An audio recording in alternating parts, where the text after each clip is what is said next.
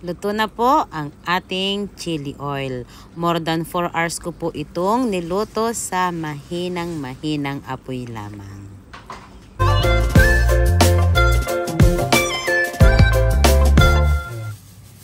Marami akong sili dito.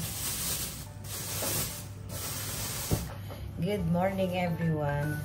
Sa video ito, magluluto po tayo ng chili paste. Yan. Kasi masarap kumain kapag may chili paste, may chili, 'di ba? Pag once na medyo maanghang-anghang yung ating kinakain, kung sarap kumain, 'di ba? Kaya samahan niyo ako. Ito nga po, ang dami. Gagawin ko lang, tatanggalin ko yung tangkay niya.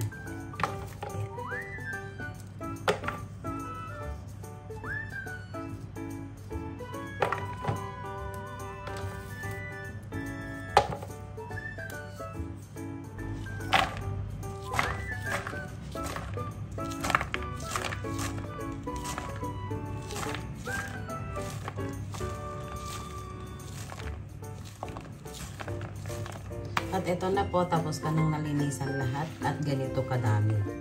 Diba? Ngayon naman, hugasan natin siya. So, ito na po, hinugasan ko na ito ng 2 beses.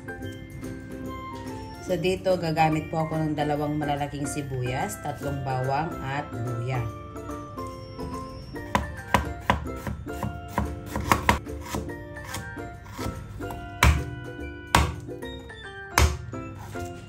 Ngayon naman, babalatan ko ito.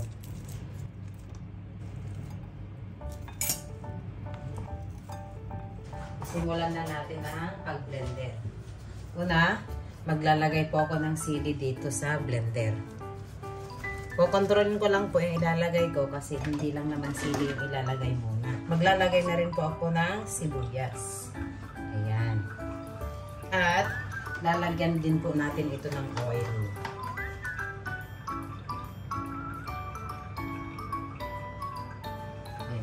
Dami.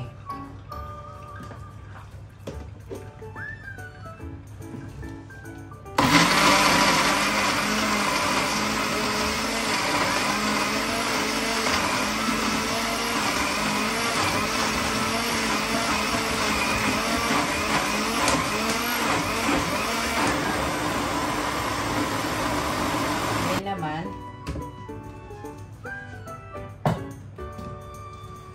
ilalagay ko na siya dito sa ating kawali pagka-blender.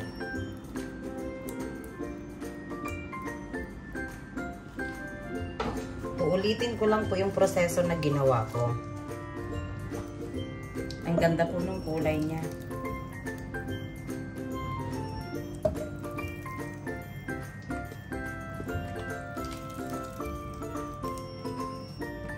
Ngayon, maglalagay pa ako ng oil.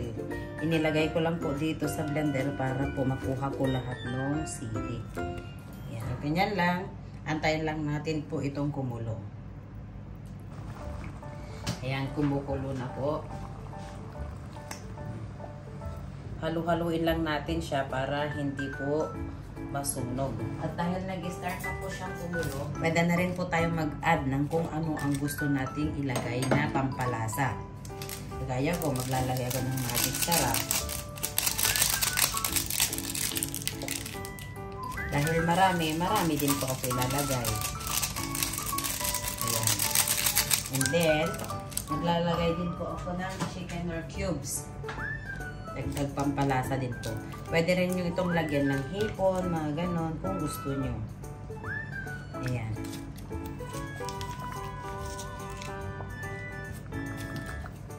Basta po huwag kaligtaan haluin.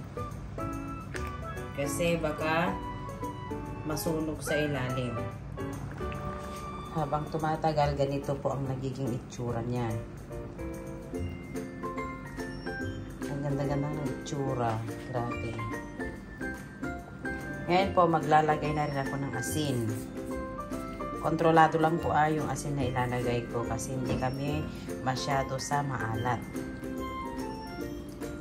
After ng ilang oras, mga after 1 hour, ganito pa rin po yung itsura niya kasi mahina lang po yung apoy niya. Hindi natin kailangan palakasin yung apoy para mabilis yung pagkaluto. Ang kailangan dito, dahan-dahan yung pagkaluto. Yan.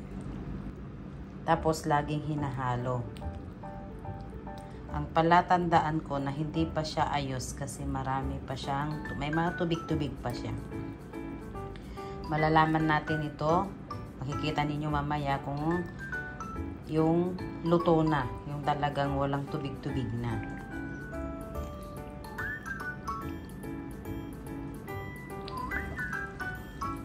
Nakakaisa't kalahating oras na po akong nagluluto nito pero hindi pa rin ayos.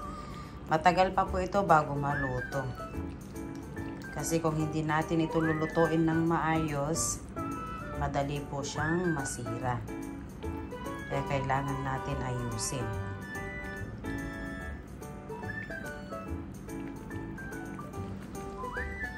After 3 hours, ganito pa rin po siya.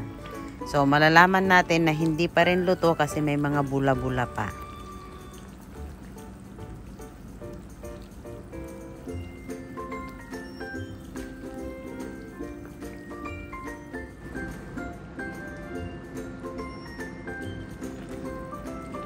Konting-konti na lang, malapit na po itong maluto.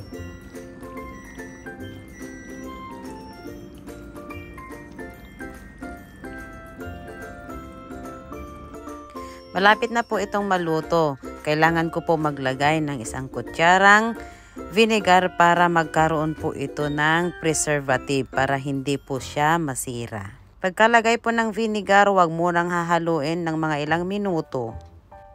Luto na po ang ating chili paste. So, umabot po ako dito ng mahigit 4 hours sa mahinang apoy. Pagkatapos, pinalamig ko ito at saka ko inilagay sa mga bote na sterilize po para hindi masira. Hello guys, ito na po yung mga chili paste na aking ginawa. Ito, meron pang ganito kalaki na ibinigay ko kay ate pero hindi ko na nakuhanan ng video kasi ibinigay ko na nga sa kanya. So, ganyan kadami. So, ito ay akin. Ito ay mapupunta sa aking 2 kapatid. Ayan. Sharing is caring. Ito na yung ating niluto kahapon na chili paste. Ayan. Kunti lang kasi sobrang anghang po neto. Lalagyan na natin. Oh, marami to, I'm sure.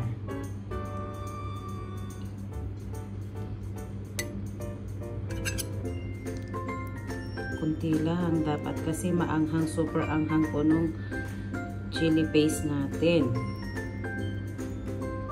Ayan. And then, first bite.